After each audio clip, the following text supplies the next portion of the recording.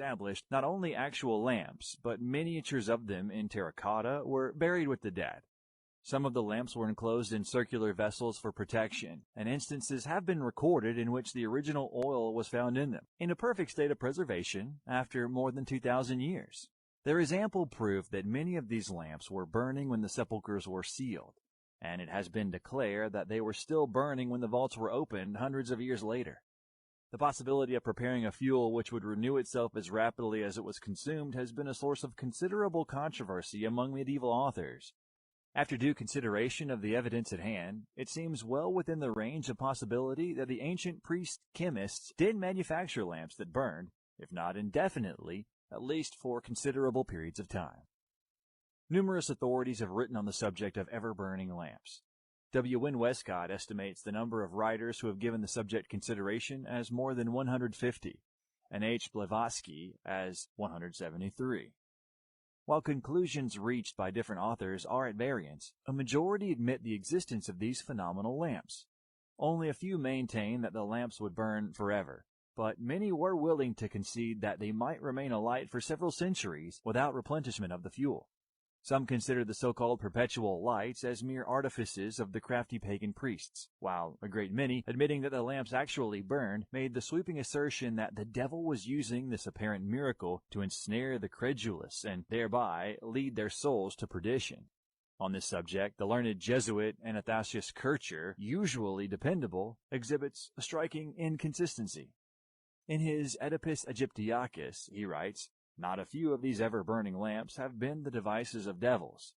And I take it that all lamps found in the tombs of the Gentiles dedicated to the worship of certain gods were of this kind, not because they burned or have been reported to burn with a perpetual flame, but because probably the devil set them there, maliciously intending thereby to obtain fresh credence for a false worship.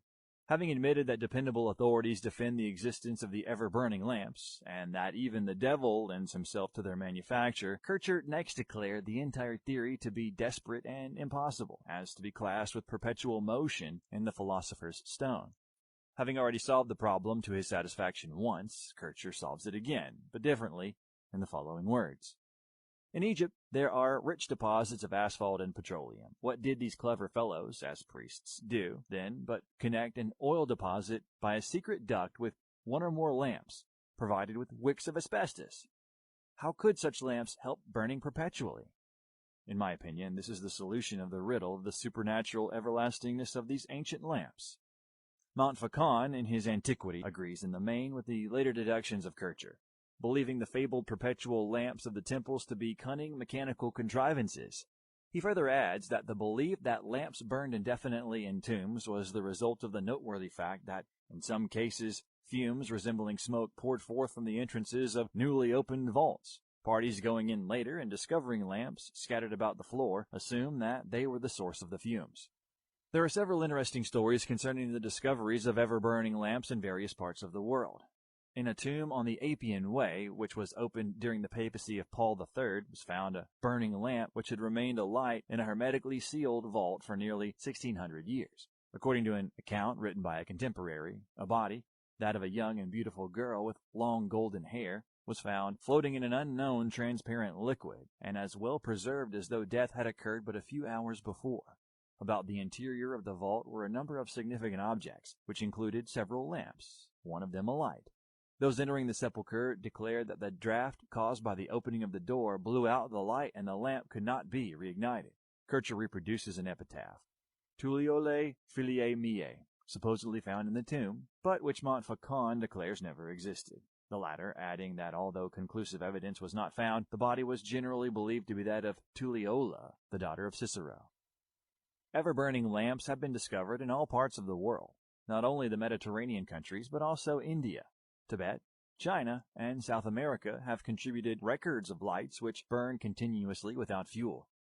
The examples which follow were selected at random from the imposing list of perpetual lamps found in different ages.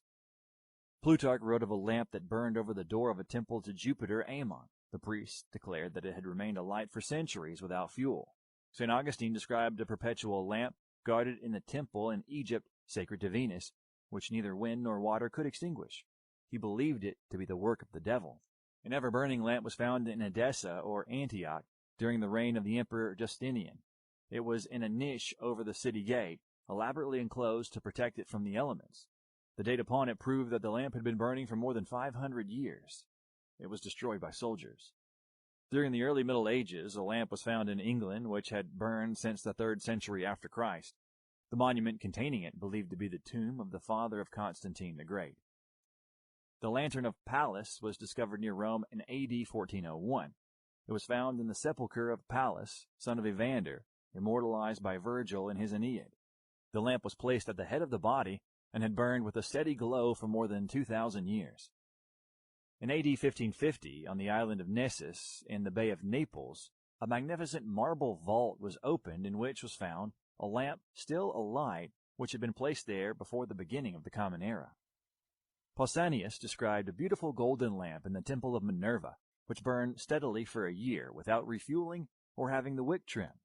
The ceremony of filling the lamp took place annually, and time was measured by the ceremony. According to the Fama Fraternitas, the crypt of Christian Rosenkreutz, when opened 120 years after his death, was found to be brilliantly illuminated by a perpetual lamp suspended from the ceiling. Numa Pompilius, king of Rome and magician of considerable power, caused the perpetual light to burn in the dome of the temple he had created in honor of an elemental being. In England, a curious tomb was found, containing an automaton which moved when certain stones in the floor of the vault were stepped upon by an intruder. At that time, the Rosicrucian controversy was at its height, so it was decided that the tomb was that of a Rosicrucian initiate. A countryman, discovering the tomb and entering, found the interior brilliantly lighted by a lamp hanging from the ceiling. As he walked, his weight depressed some of the floor stones. At once, a seated figure in heavy armor began to move.